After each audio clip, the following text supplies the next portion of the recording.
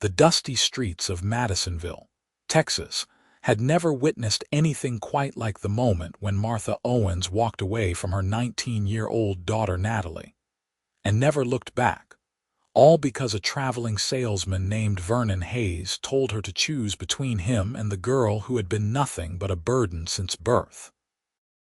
Natalie Owens stood in the middle of the street that scorching July afternoon in 1878, her worn carpetbag clutched in trembling hands, as she watched her mother climb into Vernon's fancy wagon without so much as a backward glance. The rejection burned hotter than the Texas sun beating down on her shoulders, and for a moment she could not breathe past the tightness in her chest. 24 hours earlier, her mother had been fussing over her hair and telling her she looked pretty in her faded calico dress. Now Martha was gone, choosing a man she had known for 3 weeks over the daughter she had raised for 19 years. The worst part was that this was not even the first time. Natalie had spent her entire life playing second fiddle to whatever man had caught her mother's eye, had learned to make herself small and quiet and unobtrusive, so Martha would not resent her presence. She had gone hungry so her mother could afford a new dress to impress the bank clerk. She had slept on the floor so the carpenter could have her bed. She had pretended not to hear the arguments about how much easier Martha's life would be without a daughter holding her back, but this time was different. This time, Vernon had given Martha an ultimatum, and Martha had made her choice crystal clear. Natalie stood there until the wagon disappeared into a cloud of dust on the horizon, then slowly turned to survey the town that was now all she had left. Madisonville was not much to look at, just a collection of weathered buildings clustered around a main street, but it had been home for the past 6 months. Before that, it had been San Antonio, and before that, Houston, and before that, a dozen other towns as Martha chased her various romantic interests across Texas. The boarding house where they had been staying would not take Natalie without rent money, and Martha had cleaned out their shared savings before she left. Natalie had exactly 17 cents to her name, the clothes on her back, and whatever odds and ends she had managed to stuff into the carpetbag. She also had a fierce determination not to cry in the middle of the street where everyone could see her shame. She walked with her head held high toward the edge of town, past the general store where Mrs. Henderson watched through the window with pity in her eyes, past the saloon where piano music drifted through the swinging doors, past the livery stable where horses stamped and snorted in the heat. She had no destination in mind, only a desperate need to be away from the curious stares and whispered gossip. The road out of town led past a ranch with a painted sign that read Armstrong Ranch in bold letters. Natalie had walked past it 100 times during her months in Madisonville, had admired the neat fences and well-maintained buildings, had wondered what it would be like to have a place that felt permanent. Now she walked past it again with no idea where her feet were taking her. She made it maybe half a mile beyond the ranch before her legs gave out, and she sank down beneath a sprawling oak tree, finally allowing the tears to come. They fell hot and fast, soaking into the collar of her dress as she sobbed out all the hurt and rejection and loneliness that had been building for 19 years. She cried until she had no tears left, until the sun was beginning its descent toward the horizon, and the shadows were growing long across the dusty ground. That was when she heard the sound of hoofbeats approaching. Natalie scrambled to her feet, wiping frantically at her tear-stained face as a rider came into view. He sat tall in the saddle, dressed in worn denim and a dark hat pulled low against the sun. As he drew closer, she could see that he was young, probably only a few years older than herself, with a strong jaw and eyes that held a serious, thoughtful expression. He reined in his horse a respectful distance away and tipped his hat. "Evening, miss. You all right out here?" Natalie wanted to say yes, wanted to pretend that everything was fine and send him on his way, but the words stuck in her throat. She was not all right. She was about as far from all right as a person could be. The cowboy seemed to read something in her silence because he swung down from his horse with an easy grace and took a few steps closer. "Name's Fletcher Armstrong. My family owns the ranch back there. I saw you walk past a while ago, and when you did not come back, I got to thinking maybe you were in some kind of trouble." "I'm fine," Natalie managed to say, though her voice came out thin and shaky. "Thank you for your concern, Mr. Armstrong.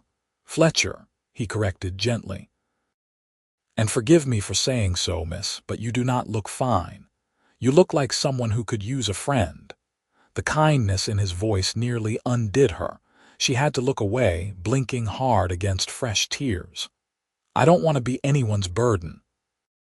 "Talking to someone is not being a burden," Fletcher said. "And standing out here alone as it gets dark is not safe. At the very least, let me offer you some water and a place to rest for a spell." Natalie hesitated, weighing her options. She could refuse and maintain her pride, but where would that leave her? Walking through the night with no destination and no money. Or she could accept this stranger's kindness and maybe, just maybe, figure out what to do next. "My mother left," she heard herself say. "She chose a man over me and she left. I have nowhere to go." Fletcher's expression darkened with something that looked like anger, though not directed at her. "Your mother left you alone with no place to stay. It's not the first time she has picked a man over me," Natalie admitted. "But it's the first time she actually left me behind." The words felt like broken glass in her throat. Fletcher was quiet for a long moment, and when he spoke, his voice was low and fierce. "You deserve better love than that." The words hit Natalie like a physical blow, not because they hurt, but because they were exactly what she needed to hear. All her life, she had told herself that she just needed to be better, quieter, less of a burden. She had never allowed herself to think that maybe the problem was not with her at all. "I don't even know what that would look like," she whispered. "Come back to the ranch," Fletcher said.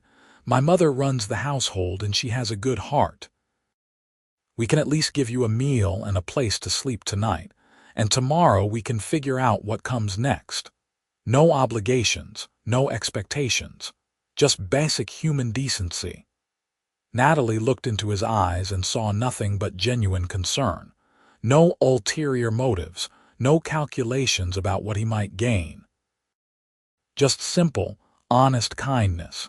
It was so foreign to her experience that she almost did not trust it. "Why would you help me?" she asked. "Because it's the right thing to do," Fletcher said simply. "And because nobody should have to face what you are facing alone." In the end, it was not really a choice at all. Natalie nodded and let Fletcher help her onto his horse before he swung up behind her. She tried not to notice how solid and warm his presence felt at her back, or how carefully he held the reins to avoid jostling her. She tried not to think about how long it had been since anyone had treated her with such gentle consideration. The Armstrong ranch looked even better up close than it had from the road. The main house was a sprawling two-story structure with a wraparound porch and flower boxes in the windows. The barn and outbuildings were all in good repair, and several horses grazed in a paddock near the house. It spoke of prosperity and care, of a family that took pride in what they had built. Fletcher helped Natalie down from the horse and led her toward the house, carrying her carpet bag as if it weighed nothing. A woman appeared on the porch before they reached it, wiping her hands on her apron as she took in the scene with sharp, intelligent eyes. "Fletcher. Who's this you've brought home?" "Ma, this is Miss Natalie Owens. She needs our help." Fletcher's mother studied Natalie for a long moment, and Natalie braced herself for rejection. Instead, the woman's face softened with understanding. "Come inside, child." You look like you have been through an ordeal." The kindness was almost too much. Natalie felt tears prick at her eyes again as she followed Mrs. Armstrong into a warm, welcoming kitchen that smelled of fresh bread and stew. The woman guided her to a chair at the large wooden table and set about filling a bowl without asking if Natalie was hungry. "Now then," Mrs. Armstrong said as she placed the bowl in front of Natalie. "Fletcher says you need help. Why don't you tell me what happened?" So Natalie did. She told the whole sorry story while she ate the best stew she had tasted in months. Told them about Martha's pattern of putting men first, about Vernon's ultimatum, about watching her mother drive away without a second thought. Fletcher sat across from her, his expression growing darker with every word, while his mother listened with a mixture of sympathy and righteous anger. "That is no kind of mother," Mrs. Armstrong said flatly when Natalie finished. "And Fletcher is right. You deserve better love than that. You deserve people who will put you first, who will protect you and care for you the way families should." "I don't want to impose," Natalie started, but Mrs. Armstrong cut her off with a wave of her hand. "Nonsense. We have plenty of room and plenty of work if you are willing. You can earn your keep helping me around the house until you figure out what you want to do next. Lord knows I could use another set of hands with 4 sons who track in half the Texas dust every day." "4 sons?" Natalie asked. "Fletcher's the eldest at 22, Mrs. Armstrong said. Then there's Jacob at 20, Michael at 17, and Samuel at 15. My husband Daniel is out checking the north pasture with the younger boys, but they will be back for supper." Natalie looked between Fletcher and his mother, searching for any sign that this was too good to be true, that there was some catch she was missing. But all she saw was genuine warmth and welcome. "I don't know what to say," she admitted. "Say yes," Fletcher said. "Stay here where you will be safe and cared for. Take the time you need to heal and figure out your next step." "Yes," Natalie whispered. "Thank you, both of you." Mrs. Armstrong patted her hand. "We take care of our own around here, and as of right now, you are one of ours. Now finish that stew, and I will show you to a room where you can rest." The room Mrs. Armstrong led her to was small but clean, with a real bed covered in a colorful quilt and curtains on the window. It was more than Natalie had dared hope for. She set her carpetbag down and turned to Mrs. Armstrong with gratitude shining in her eyes. "I promise I will work hard to earn my keep," she said. "I am sure you will," Mrs. Armstrong replied. "But tonight you rest. Tomorrow is soon enough to worry about work." After Mrs. Armstrong left, Natalie sat on the edge of the bed and tried to process everything that had happened. Less than 12 hours ago, she had been standing in the street watching her mother abandon her. Now she was sitting in a comfortable room in a stranger's house, being offered kindness she had done nothing to deserve. And then there was Fletcher. She could still hear his voice saying those words, "You deserve better love than that." He had been so certain, so definitive, as if there was no question that her mother's treatment of her was wrong.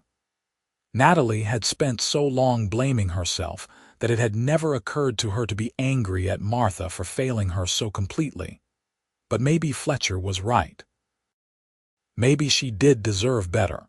Sleep came easier than she expected, and when she woke to sunlight streaming through the window, it took her a moment to remember where she was.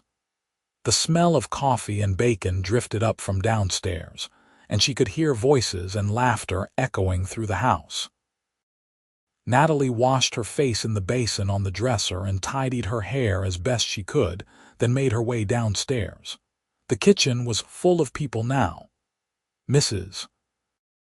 Armstrong stood at the stove. Fletcher sat at the table with a cup of coffee, and 3 younger men who had to be his brothers were engaged in a lively debate about something involving horses. Fletcher looked up as she entered and smiled. "Morning. Hope you slept well." "Better than I have in a long time," Natalie admitted. The younger men immediately stopped talking and stared at her with open curiosity. Mrs. Armstrong made introductions, and Natalie tried to keep track of which face went with which name. Jacob had his brother's serious eyes but a quicker smile. Michael was lanky and still growing into his frame. Samuel was all youthful energy, barely able to sit still. An older man with graying hair and Fletcher's same strong build came through the back door, stomping dust from his boots. Daniel Armstrong took in the scene with the practiced eye of a man who missed nothing. "So you are the young lady my wife tells me needed help," he said, not unkindly. "Welcome to our home, Miss Owens. We are glad to have you." Breakfast was a lively affair, with conversation flowing freely and good-natured teasing among the brothers. Natalie sat quietly at first, not sure where she fit into this boisterous family dynamic. But Mrs. Armstrong kept pulling her into the conversation, asking her opinion on various topics, and gradually she began to relax. After breakfast, Mrs. Armstrong put her to work helping with the dishes and then the laundry. The work was hard but satisfying, and Mrs. Armstrong was patient in showing her the system she had developed for managing such a large household. By midday, Natalie felt like she had accomplished something real. Fletcher came in while she was hanging sheets on the line behind the house. "How are you settling in?" he asked. "Everyone has been so kind," Natalie said. "I still cannot quite believe this is real." "It's real," Fletcher assured her. "And you are welcome to stay as long as you need. There's no rush for you to figure everything out right away." "Your mother mentioned I could help around the house, but I want to make sure I am truly earning my keep," Natalie said. "I do not want to be a charity case." Fletcher frowned. "You are not a charity case. You are someone who got dealt a bad hand and needed help. That is not the same thing." "Still," Natalie insisted, "I want to work, I want to contribute." "All right," Fletcher said. "If you are determined to work, there's plenty to do around here. Ma can always use help with the cooking and cleaning, and if you are interested, you could help with the horses too. We have a couple of gentler mares that need exercising." "I've never worked with horses before," Natalie admitted. "I could teach you," Fletcher offered, "if you want to learn." There was something in his eyes that made Natalie's heart skip a beat. Not pity, not calculation, just genuine interest in spending time with her. "I would like that," she said softly. Over the following weeks, Natalie fell into a rhythm at the Armstrong ranch. Her days were full of work, from helping Mrs. Armstrong with meals and household chores to learning about horses from Fletcher. He was a patient teacher, showing her how to approach the animals, how to read their body language, how to sit properly in the saddle. The first few times she rode, she was terrified she would fall, but Fletcher stayed close, his steady presence giving her confidence. The more time she spent with him, the more she found herself drawn to him. Fletcher was nothing like the men her mother had chased. He was steady and reliable, kind without being weak, strong without being cruel. He worked hard every day alongside his father and brothers, but he always had time to check on how she was doing, to make sure she felt comfortable and welcome. And the way he looked at her sometimes made her breath catch in her throat. It was not just Fletcher, though. The whole Armstrong family had welcomed her with open arms. Mrs. Armstrong treated her like the daughter she had never had, teaching her recipes and household management with endless patience. Daniel Armstrong always had a kind word and treated her with respect. The younger boys teased her the same way they teased each other, which felt like acceptance in its own way. For the first time in her life, Natalie understood what it meant to be part of a real family. But with that understanding came a deep, aching grief for everything she had missed. She found herself thinking about Martha less with hurt and more with anger. Her mother had robbed her of this, had kept her isolated and insecure because it suited Martha's purposes. All those years of being told she was too much trouble, too much of a burden, and it turned out the problem had never been Natalie at all. One evening, about 6 weeks after she arrived at the ranch, Natalie was sitting on the porch swing watching the sunset when Fletcher joined her. He had his hat in his hands, and there was something nervous in the way he sat down beside her. "Can I ask you something?" he said. "Of course." "What are you planning to do? Long term, I mean. Are you thinking of staying in Madisonville or moving on to somewhere else?" Natalie had been asking herself the same question. "I don't know," she admitted. "I never really had a say in where we lived before. My mother just followed whatever man caught her interest, and I went along because I had no choice." "You have a choice now," Fletcher said. "You can do whatever you want, go wherever you want." "That's the problem," Natalie said with a rueful smile. "I have no idea what I want because I never let myself want anything. It seemed safer not to." Fletcher was quiet for a moment. When he spoke, his voice was low and careful. "What if I told you I wanted you to stay?" Natalie's heart lurched in her chest. "Fletcher." "I know it has not been that long," he said quickly. "And I know you have been through a lot, but I have to be honest with you, Natalie. These past weeks of getting to know you, of seeing how hard you work and how kind you are to my family, of watching you learn to trust and open up a little more each day, I have been falling for you. And I know that might be too much too soon, but I could not keep it to myself anymore." Natalie stared at him, her mind racing. Part of her wanted to be cautious, to protect herself from potential hurt, but a larger part of her recognized the truth of what she felt every time she looked at him. "I've been falling for you too," she whispered. "I was afraid to admit it even to myself because I did not want to be like my mother, did not want to be someone who loses herself over a man." "You could never be like her," Fletcher said firmly. "Because what you and I have, what we could build together, that is not about losing yourself. It is about two people choosing each other as equals, supporting each other, building a life together. That is what real love looks like." "And you think we could have that?" Natalie asked. "Real love? I think we already do," Fletcher said, "or at least the start of it. And I think if we give it time and care, it could grow into something beautiful." Natalie reached out and took his hand, marveling at how right it felt to have her fingers intertwined with his. "I want that," she said. "I want to stay here with you and see where this goes." The smile that broke across Fletcher's face was like sunshine. He lifted her hand to his lips and pressed a gentle kiss to her knuckles. "You have made me very happy, Natalie Owens." They sat together on the swing as the stars came out, talking quietly about their hopes and dreams for the future.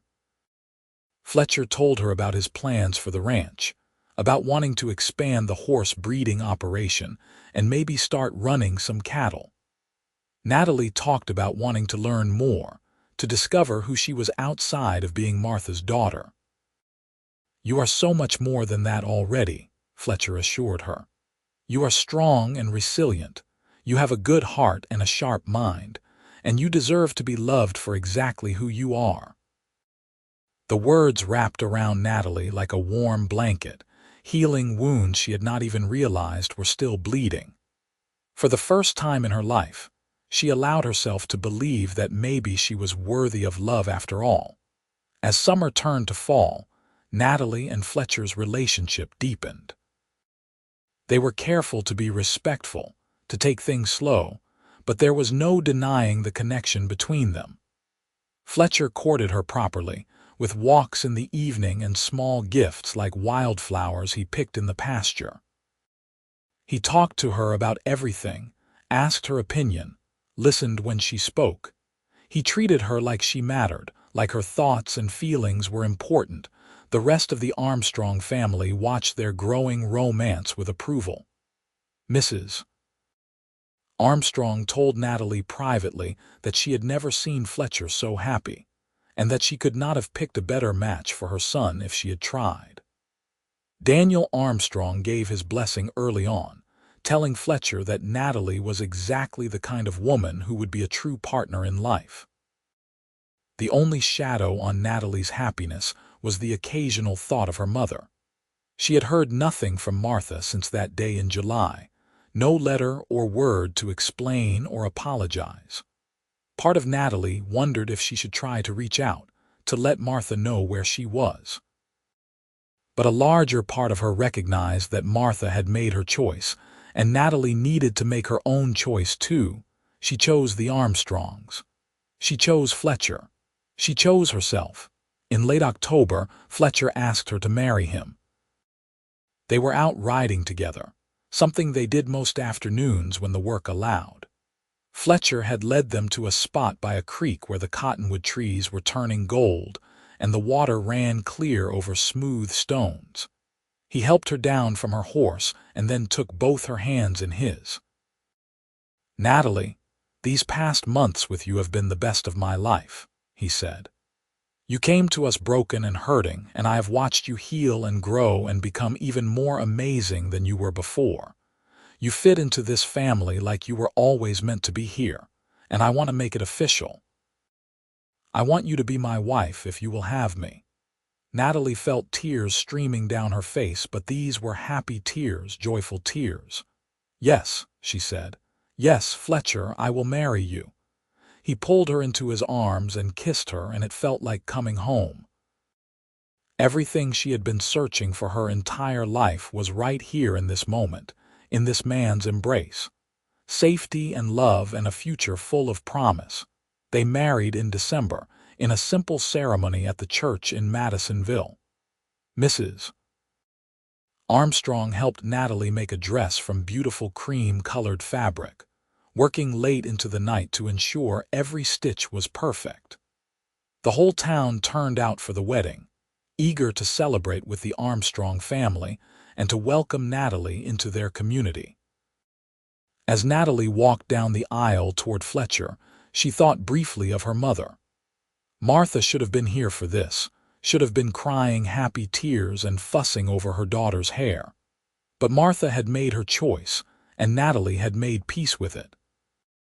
She had a new family now, people who loved her unconditionally and would never make her feel like a burden. Fletcher's eyes shone with love and pride as he took her hand at the altar. When the preacher pronounced them husband and wife, Fletcher kissed her with such tenderness that Natalie felt her heart might burst from happiness. The celebration afterward was lively and joyful, with music and dancing and more food than Natalie had ever seen. The Armstrong brothers took turns spinning her around the dance floor while Fletcher watched with an indulgent smile. Mrs. Armstrong hugged her tightly and whispered, "Welcome to the family, daughter."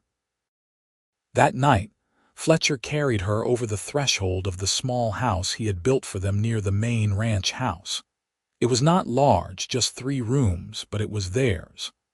Fletcher had worked on it every spare moment for the past month, determined to have it ready before the wedding. "What do you think?" he asked, setting her down carefully in the front room. Natalie looked around at the simple furniture, the curtains Mrs. Armstrong had helped her sew, the flowers Fletcher had placed on the table. "It's perfect," she said. "Absolutely perfect." Fletcher pulled her close. "I want to make you happy, Natalie. Every single day for the rest of our lives, I want to make you happy." "You already do," she assured him. "Just by being yourself, by loving me the way you do, you make me happier than I ever dreamed possible." That first night as husband and wife was tender and sweet, Fletcher showing her with gentle touches and whispered words just how much he cherished her. Natalie fell asleep in his arms, feeling safe and loved in a way she had never experienced before. The months that followed were full of joy and hard work. Natalie threw herself into making their little house a home, while also continuing to help Mrs. Armstrong with the main house. Fletcher worked the ranch with his father and brothers, but he always made time for Natalie, whether it was a quiet evening on their porch or a ride out to check the fences together. They talked about everything, sharing their thoughts and dreams and fears. Fletcher told her about losing his grandfather when he was young, about the responsibility he felt as the eldest son. Natalie told him about the loneliness of her childhood, about learning to make herself invisible so Martha would not resent her. "You never have to be invisible again," Fletcher promised. "I want to see you, all of you, every day." In the spring of 1879, Natalie discovered she was expecting a baby. The news filled her with a complex mix of emotions. She was thrilled to be starting a family with Fletcher, but she also felt a deep anxiety about becoming a mother herself. What if she turned out like Martha? What if she failed her child the way she had been failed? Fletcher listened to her fears with patience and understanding. "You are nothing like your mother," he said firmly. "You have spent your whole life learning exactly what not to do, and more than that, you have the biggest, most loving heart of anyone I know. You are going to be an amazing mother." Mrs. Armstrong echoed those sentiments, taking Natalie under her wing to share wisdom about pregnancy and childbirth and raising babies. "The fact that you are worried about being a good mother proves you will be one," she told Natalie. "Bad mothers do not worry about such things." As Natalie's belly grew through the summer, Fletcher became even more attentive, always making sure she was comfortable, always concerned for her well-being. He talked to the baby every night, his hand on her stomach as he told their child about the ranch and the horses and all the adventures they would have together. In October of 1879, on a crisp fall morning, Natalie gave birth to a son. The labor was long and difficult, but Mrs. Armstrong was there to guide her through it, and when it was over, they placed a squalling, perfect baby boy in her arms. Fletcher came in moments later, his face white with worry that turned to awe when he saw his son. "He's beautiful," Fletcher whispered. "You did so well, Natalie. I am so proud of you." They named him Thomas, after Fletcher's grandfather. Thomas Armstrong, with his father's dark hair and his mother's gray eyes, was instantly the center of their world. Natalie discovered that motherhood came more naturally than she had feared. She loved Thomas with a fierce, protective love that left no room for doubt. Every time she held him, every time she met his needs without resentment, she proved to herself that she was not her mother. She could love her child without conditions, could put his needs first without feeling burdened. Fletcher was an involved, devoted father from the start. He changed diapers and walked the floor with Thomas when he fussed, and he looked at his son with such pure love that it made Natalie fall for him all over again. "Thank you," she told him one night as they watched Thomas sleep in his cradle. "For what?" Fletcher asked. "For showing me what real love looks like," Natalie said. "For proving that I deserved better than what my mother gave me. For being exactly the kind of man and father and husband I did not even know to hope for." Fletcher pulled her close and kissed her forehead. "You deserve all of that and more. You deserve the world, Natalie Armstrong." As Thomas grew from baby to toddler, the Armstrong ranch prospered. Fletcher's breeding program for horses was gaining recognition throughout Texas, and buyers came from as far as Dallas to purchase his stock. Daniel Armstrong began talking about expanding their land holdings, about the legacy they were building for future generations. Natalie found her place not just as Fletcher's wife, but as a vital part of the ranch operation. She had a gift with the horses, Fletcher discovered, a gentle patience that worked wonders with the skittish or difficult animals. She also took over much of the bookkeeping, her neat handwriting and careful attention to detail proving invaluable. The Armstrong family gatherings remained a highlight of their lives. Sunday dinners around the big table in the main house, with all the brothers and their eventual wives and children, were loud and chaotic and full of love. Thomas grew up surrounded by cousins and aunts and uncles, never knowing the loneliness his mother had experienced. In 1882, Natalie gave birth to their second child, a daughter they named Catherine. If Thomas had been an easy baby, Catherine was his opposite, fussy and demanding from the start. But Natalie met her daughter's needs with the same patient love she had shown Thomas. And gradually, Catherine settled into being a happy, curious little girl. Fletcher doted on his daughter shamelessly, and Natalie often found them together in the evening, Catherine in her father's lap as he read to her or told her stories about the ranch. The sight never failed to make her heart swell with gratitude for the life they had built. It was in the spring of 1883, when Thomas was 3 and Catherine was a year old, that Martha showed up at the ranch. Natalie was hanging laundry when she saw the wagon coming up the drive. She did not recognize it at first, but as it drew closer, something about the woman in the passenger seat made her freeze. The years had not been kind to Martha Owens. She looked worn and tired, her face lined with bitterness. The man driving the wagon was not Vernon. Natalie had no idea who he was, and from the way her mother sat hunched and silent, she suspected this relationship was not going well either. Fletcher came out of the barn as the wagon pulled up, wiping his hands on his pants. He took one look at Martha, and his expression hardened. He moved to stand beside Natalie, a solid, protective presence. Martha climbed down from the wagon without help from her companion. "Natalie," she said, and her voice was as cold as Natalie remembered. "I heard you were living out here. What do you want?" Natalie asked, proud that her voice came out steady. "Is that any way to greet your mother?" Martha's eyes swept over the ranch, taking in the neat buildings and prosperous look of the place. "You have done well for yourself, I see." "No thanks to you," Fletcher said flatly. "You left her with nothing." Martha's eyes narrowed as she looked at Fletcher. "And who might you be?" "Fletcher Armstrong, Natalie's husband." He put his arm around Natalie's shoulders. "The man who was there to pick up the pieces after you shattered her." "I did not come here to be judged," Martha said. "I came because Vernon left me high and dry in Dallas and I need a place to stay."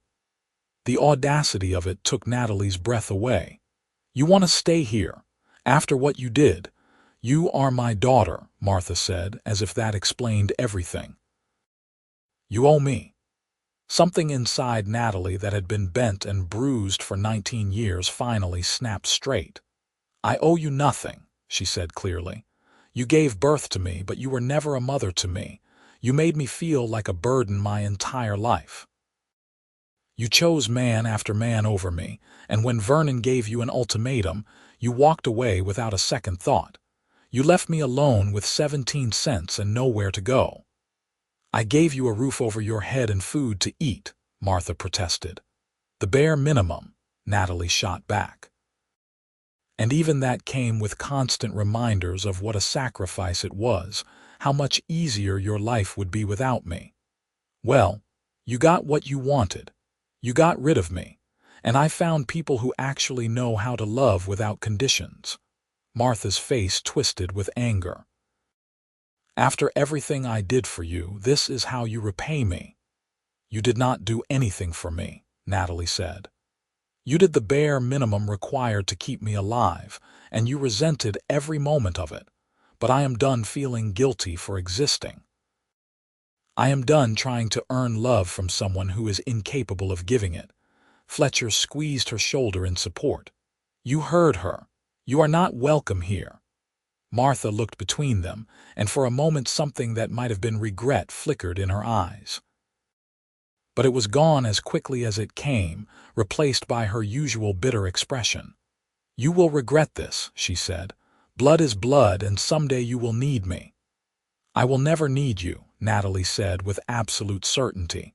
"I have a real family now. People who love me and value me and would never ask me to choose between them and anyone else.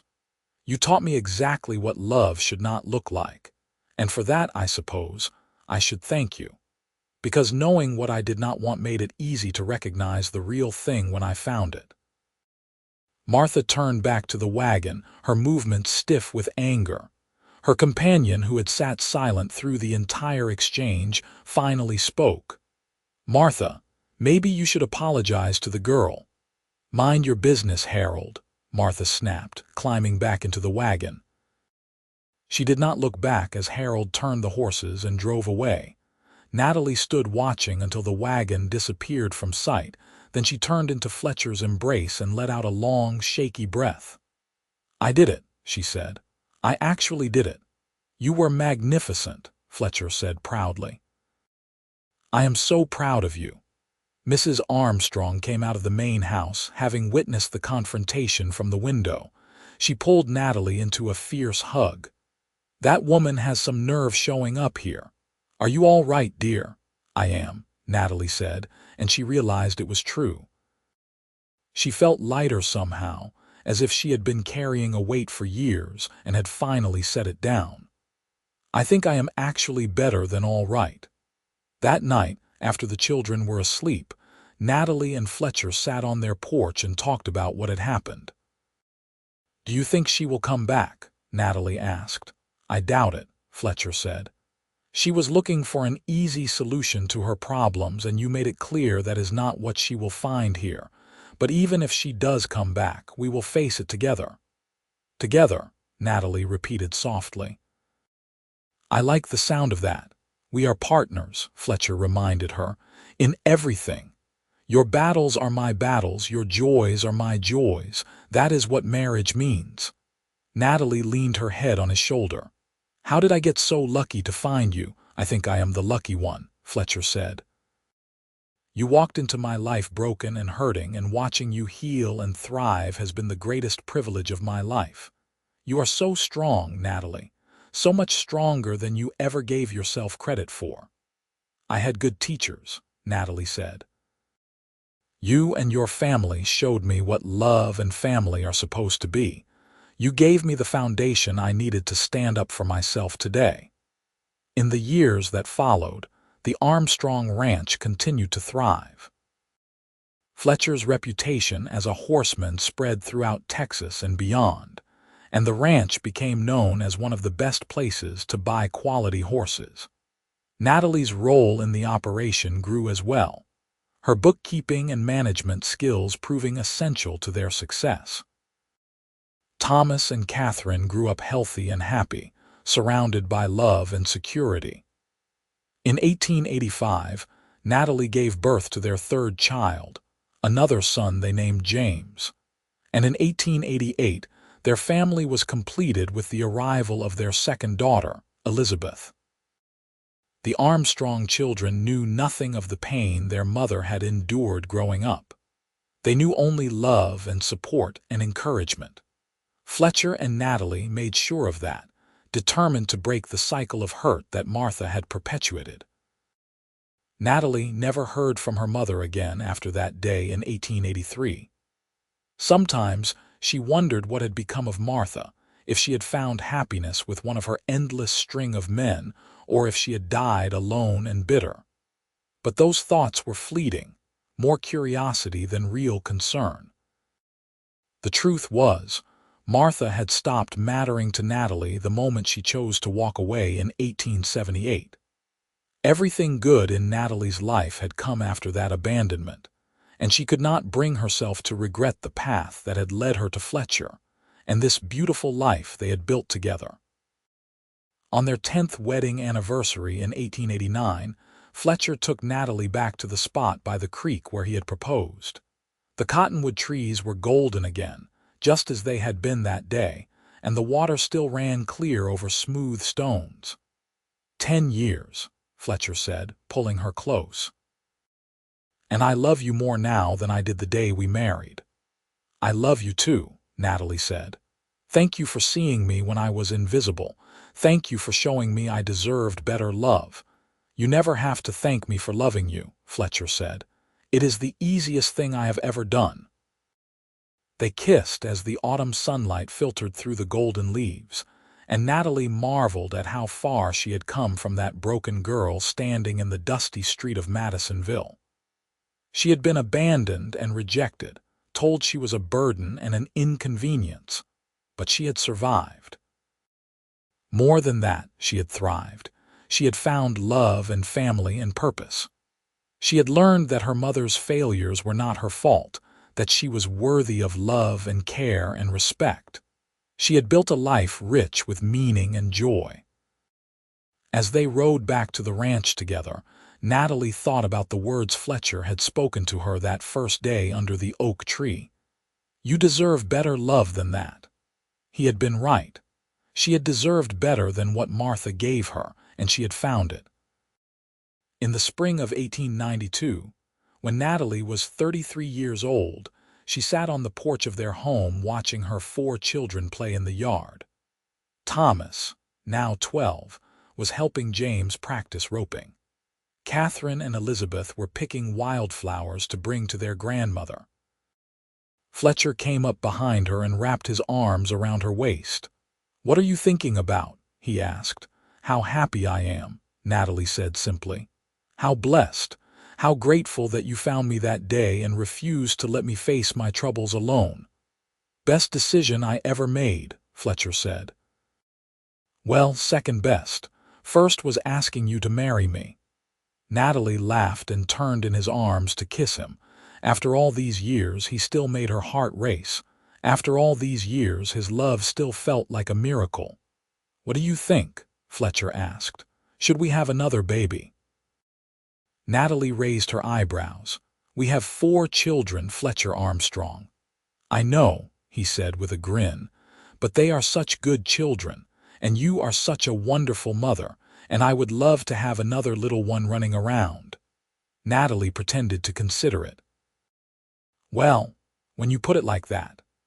In truth, she would have given Fletcher a dozen children if he wanted them, because being a mother, giving her children the love and security she had never had, was one of the greatest joys of her life. Every day she proved to herself that she was nothing like Martha, that the cycle of hurt and rejection had ended with her. Their 5th child, a son they named Daniel after Fletcher's father, was born in early 1893. And in 1896, they welcomed their 6th and final child, a daughter named Margaret. By the time Natalie turned 40, she and Fletcher had built an empire of sorts.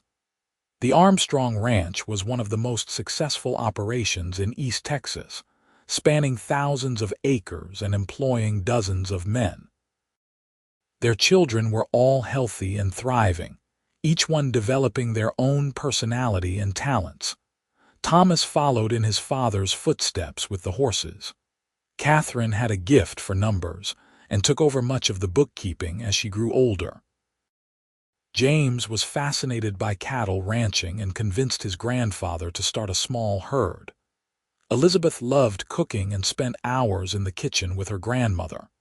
Young Daniel was still finding his way, curious about everything.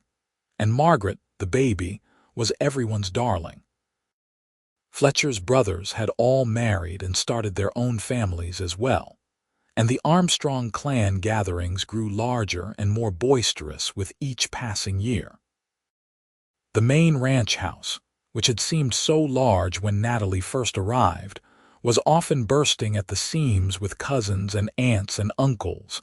Daniel and Mrs. Armstrong, now well into their 60s, still presided over these gatherings with joy and pride. Mrs. Armstrong told Natalie often how glad she was that Fletcher had found her, how she could not have asked for a better daughter-in-law. "You brought light into his life," Mrs. Armstrong said, "and into all our lives. You are a blessing, Natalie." Those words meant everything to Natalie. She had spent the first 19 years of her life being told she was a burden, and the years since being shown she was a blessing. The contrast was stark and beautiful. In 1898, Thomas married a sweet girl from town named Sarah, and they built a house on the far side of the ranch property. Natalie helped Sarah adjust to married life, offering advice and support and friendship. She remembered being a young bride herself, remembered how Mrs. Armstrong's guidance had meant everything. "You are going to be a wonderful mother-in-law," Fletcher told her. "You know exactly how to make someone feel welcome and valued." "I learned from the best," Natalie said, thinking of Mrs. Armstrong. When Sarah gave birth to her first child in 1899, making Natalie and Fletcher grandparents at 40 and 43 respectively, Natalie held her grandson and felt a deep sense of completion. This was her legacy, this chain of love and family that stretched forward into the future. Her grandson would never know what it was like to feel unwanted. None of her children or grandchildren would. She had made sure of that. As the new century dawned in 1900, Natalie and Fletcher celebrated their 20th wedding anniversary. Their children threw them a party, and the whole town of Madisonville turned out to honor the couple who had become pillars of the community. Standing in the middle of the celebration, surrounded by her husband and children and grandchildren and the extended Armstrong family, Natalie reflected on the journey that had brought her here. She thought about that 19-year-old girl standing in the street, watching her mother drive away. She thought about the despair, and the hurt and the bone-deep belief that she was unworthy of love. And then she looked at Fletcher, who was watching her with the same love and devotion he had shown from the very beginning. She looked at her children, each one a testament to the power of unconditional love. She looked at the life they had built together, rich with meaning and joy and purpose. Fletcher caught her eye across the room and smiled, and she smiled back. They did not need words. After 20 years of marriage, they could communicate volumes with just a look. That night, after the guests had gone home and the children were settled in their various houses across the ranch property, Natalie and Fletcher sat on their porch under the stars. They had added on to their original 3-room house over the years, expanding it as their family grew, but this porch remained Natalie's favorite spot. 20 years, she said softly. "Can you believe it? Best 20 years of my life," Fletcher said. "And I am looking forward to the next 20, and the 20 after that." "You think we will make it to 80, Natalie teased. "With you by my side, I think I could make it to 100, Fletcher said. "You make me want to live forever just so I never have to be without you." Natalie leaned into his embrace. "I used to think love was supposed to hurt, that it was supposed to be hard and conditional and full of sacrifice. My mother taught me that. But you showed me something completely different. You showed me that real love is supposed to lift you up, not tear you down. That it is supposed to make you more yourself, not less. You did the same for me," Fletcher said. "Before you, I thought I knew what love was. But what we have, Natalie, this partnership and friendship and passion all woven together, this is something rare and precious. This is the kind of love people spend their whole lives searching for. And we found it," Natalie said. "Two damaged people who found each other and built something beautiful." "You were never damaged," Fletcher corrected gently. "You were wounded, but never damaged. And watching you heal has been the honor of my life."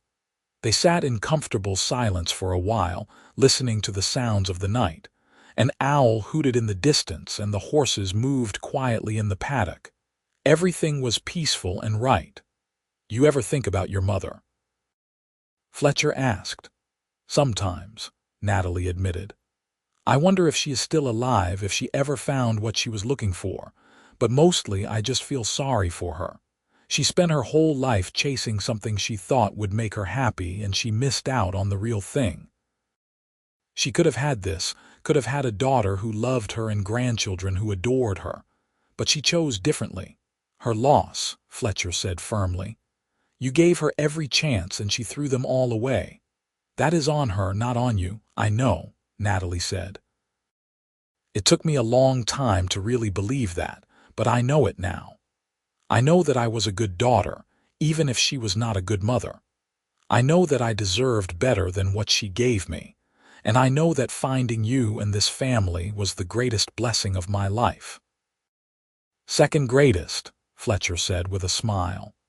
"The first was having the courage to leave that porch and start walking, even when you did not know where you were going. You saved yourself, Natalie. I just had the privilege of being there to help." In 1903, tragedy struck when Mrs. Armstrong passed away peacefully in her sleep. The entire family mourned the loss of the matriarch who had held them all together. Natalie grieved deeply for the woman who had been more of a mother to her than Martha had ever been. "She loved you like a daughter," Fletcher told her as they stood beside the grave. "She told me once that you were exactly what this family needed, that you brought a perspective and a strength that came from overcoming hardship." "She saved me," Natalie said through her tears. "That first day when you brought me to the ranch, she could have turned me away.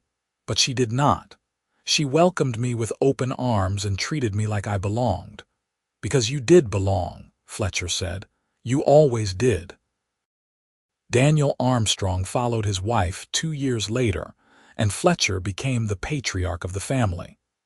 It was a role he stepped into naturally, having learned from his father's example. He ran the ranch with skill and fairness, and he made sure to keep the family gatherings going, knowing how important they were to maintaining the bonds between them all. As their children grew into adults and started families of their own, Natalie and Fletcher settled into a quieter rhythm. They still worked the ranch, but they also took time to simply enjoy each other's company. They rode out to their favorite spots, they sat on the porch in the evenings, they talked about everything and nothing. "You know what I realized the other day?" Natalie said one evening when she was 52 years old. "I have now spent more of my life happy than unhappy, more years as Natalie Armstrong than as Natalie Owens." "Good," Fletcher said. "That girl Natalie Owens deserved better, and the woman Natalie Armstrong got exactly what she deserved."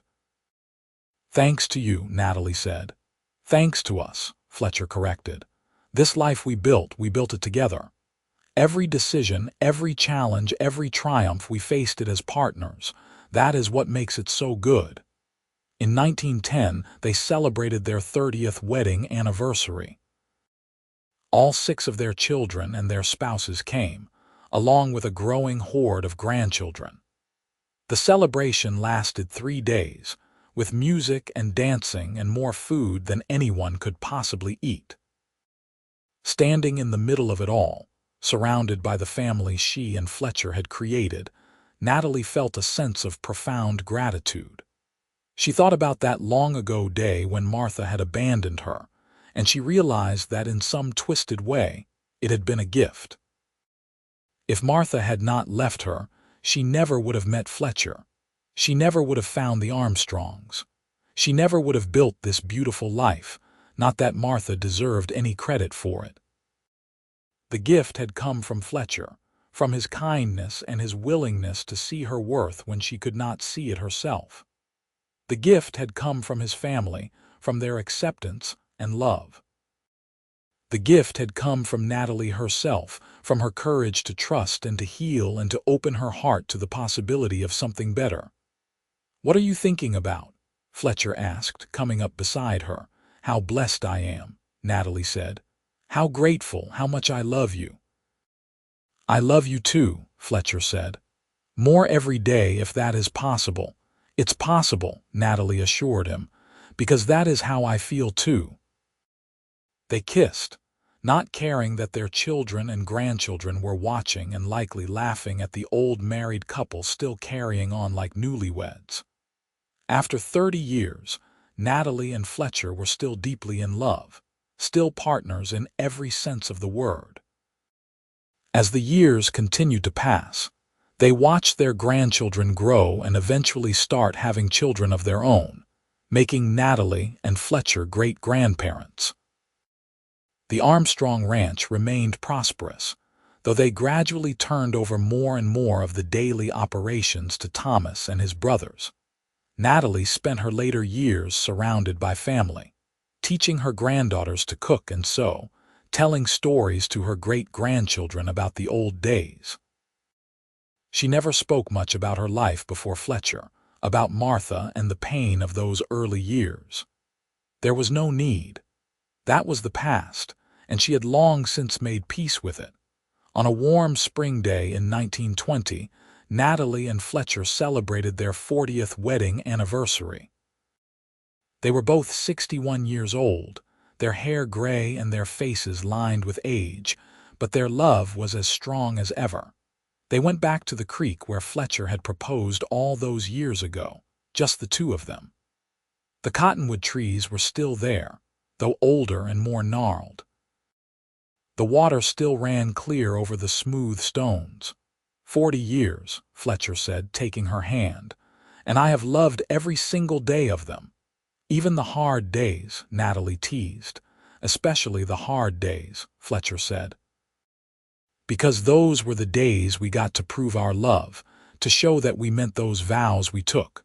For better or worse, in sickness and health, we have been through it all together, and it has only made us stronger. I cannot imagine my life without you, Natalie said.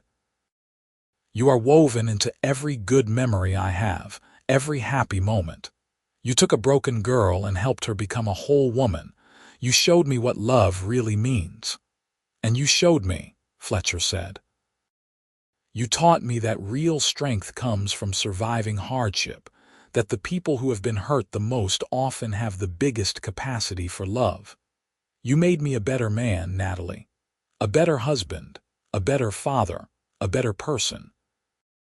They stood by the creek holding hands, two people who had found each other when they needed it most, and had built a lifetime of love together. The afternoon sun was warm on their faces, and in the distance they could hear the sounds of the ranch, the horses and the cattle and the voices of their descendants. You have any regrets? Fletcher asked. Natalie thought about the question carefully. Did she regret her childhood, the pain Martha had caused, the years of feeling unwanted? Those things had hurt, there was no denying that. But they had also shaped her, had taught her what real love looked like by showing her what it was not. No, she said finally. I do not regret anything because every step of my journey led me to you. If things had been different, if my mother had been the parent she should have been, I might never have found this. I might never have known what real love and family feel like. So no, I have no regrets. Good, Fletcher said, pulling her close. Neither do I. They kissed as they had kissed 40 years earlier, with love and tenderness and the deep knowledge that they belonged to each other. And as they walked back to the ranch hand in hand, Natalie reflected on the extraordinary life she had lived. She had been given up for a man's attention, abandoned by the person who was supposed to love her most. But a cowboy had told her she deserved better love, and then he had spent 4 decades proving it to her every single day. That was her story. That was her triumph. And she would not have changed a single thing.